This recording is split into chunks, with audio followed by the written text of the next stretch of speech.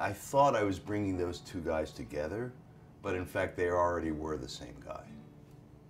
Burnt Books is about burnt books, two burnt books. One by a writer named Franz Kafka, who many people know, and the other by Rabbi Nachman of Bratslav, a Hasidic master who, towards the end of his life, began telling mystical tales. As I investigated their lives, I found that both of them had so many things in common. I mean, basically, you know, both of them refrained from sex, both of them starved themselves for long periods of time, and both of them were cyclical psychologically.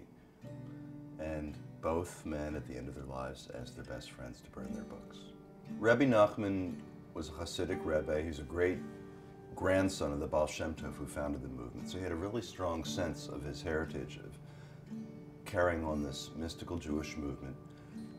And he was very much aware of the rising tide of Jewish secularism, which is known as the Haskalah or Enlightenment movement, and the effect of philosophy on Jews in terms of and scientific thinking, and how this was bringing Jews away from religion in general and away from God as he saw it. And so what he did that was extraordinary was, he said, I'm the one who knows how to reach these folks. And the reason was, he had that same skeptic, that same doubter inside himself. And that's what makes him such a great Rebbe for our time. Kafka lives at the totally other end. He's the first generation of, he's following the success of Haskalah, where Jews are becoming citizens. His father was an example of a guy who came from a little shtetl and ended up in Prague and runs a department store, a fancy goods store for men. Kafka was the first generation of Jews trying to be more Jewish than their parents. So he's sort of reaching back. Nachman's reaching to him. They don't quite touch.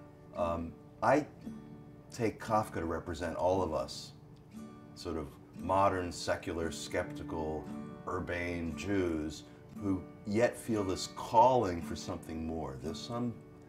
We're still drawn to the gate. We want to see the light behind it.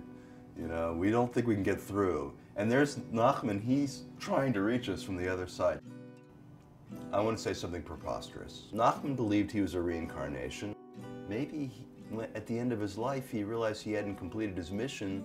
He said, okay, I'll be reborn, but this time I'll become a secular Jew, so I can reach out even better to the other secular Jews. They'll trust me. You know, I won't be a Rebbe anymore, I'll be a writer. And I can keep writing these tales.